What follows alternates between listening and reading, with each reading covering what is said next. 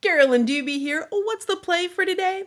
Today it's toothpicks and a gel press plate. I'm going to show you a quick and easy way to make a tool that you can use to get lots and lots of straight lines quickly and easily onto a print so that you can make your own line paper to journal on in any color that you want.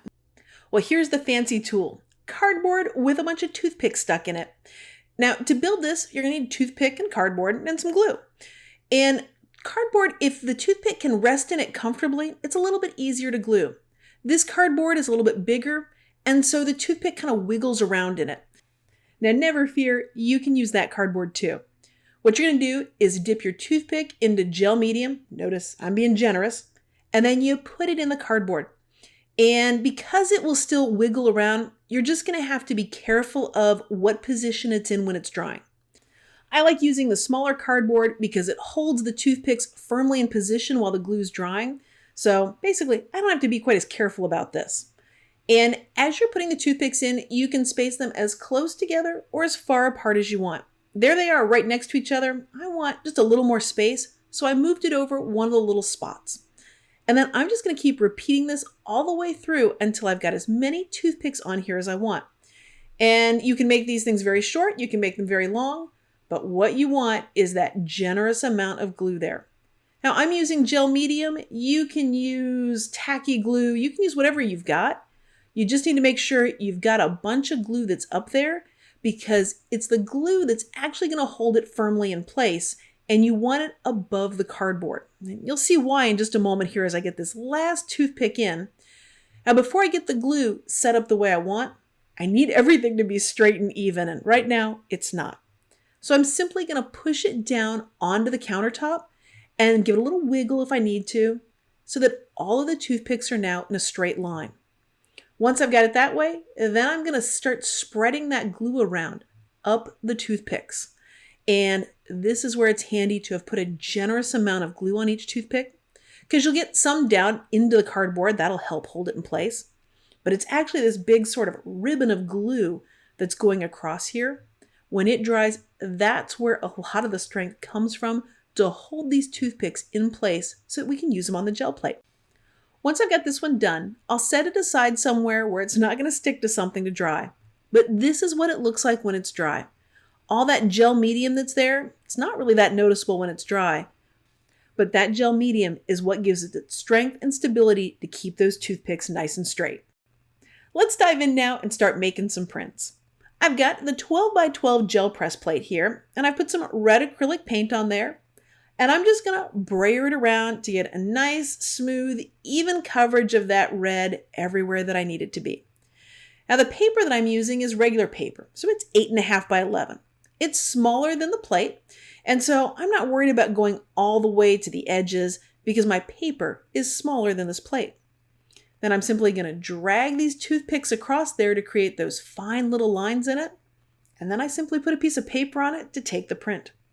Now the paper that I'm using, this happens to be a 90-pound cardstock, but any paper that you like using on the gel plate, whether you like cardstock, copy paper, any weight of paper, you can use here. This just happens to be the one that I like. So now I've got a print with lines on it to help keep my journaling and writing much straighter than it would be without it. But there's still wet paint on that plate, so I'm going to clean it up with a blank piece of paper. Now this paint is not going to be wasted. I'm going to let this stuff build up as I'm doing this in different colors. So that's going to be one of my cleanup pages.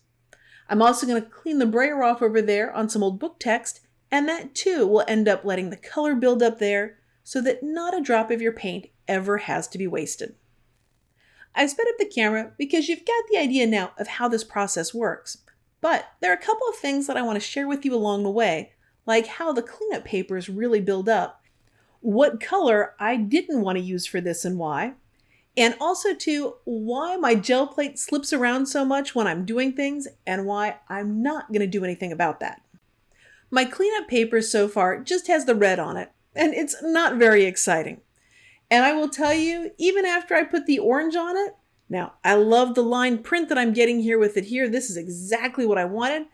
But as I clean up with it here and just blot up pull up any of that wet paint, my cleanup print does not excite me yet. It's just got a couple of layers on it.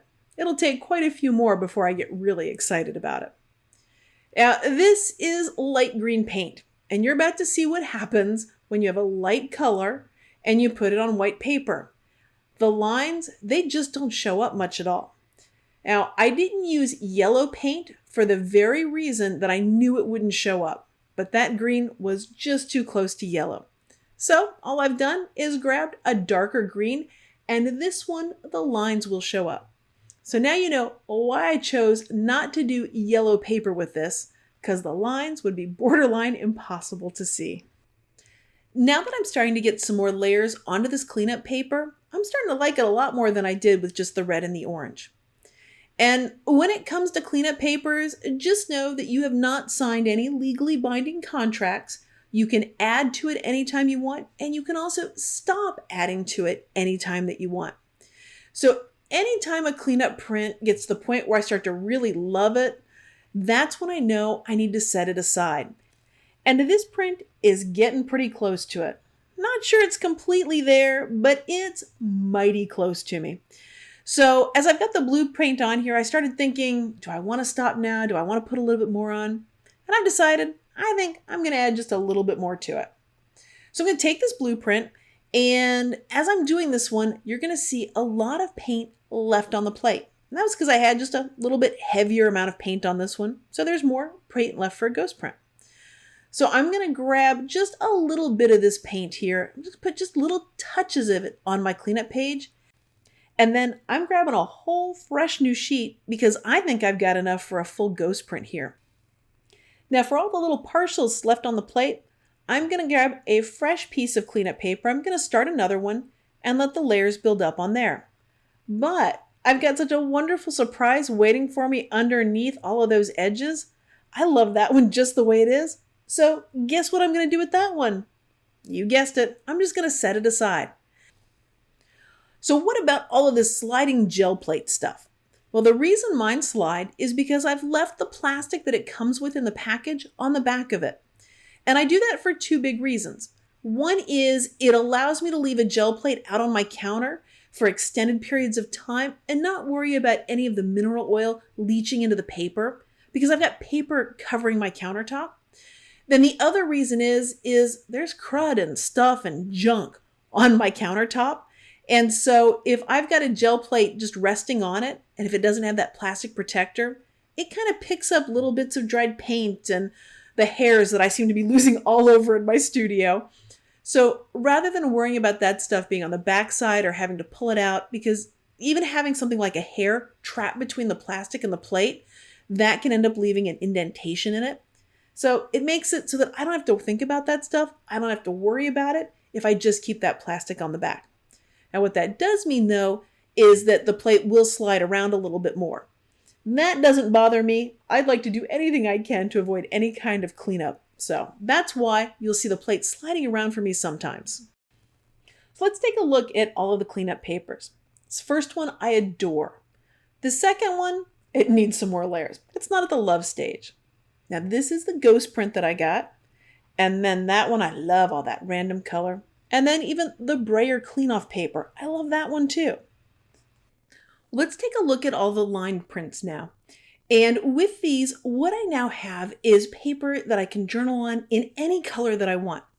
And what I like to do is I like to get my thoughts out, do my journaling on these, and then I can actually incorporate them into my mixed media play. They can be torn apart and used as collage. They can be used as they are. They can be put as backgrounds. If you like scrapbooking, you can actually make your own journal spots with lines. You can write on every line like what I'm doing here.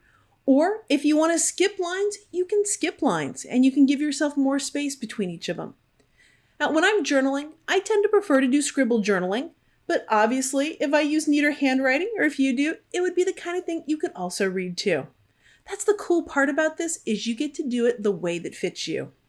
Well, thanks so much for joining me for today's play. If you've been enjoying this video and would like more ideas of how to use your gel press plate, hit that subscribe button, and that way you'll know as soon as there's a new video out.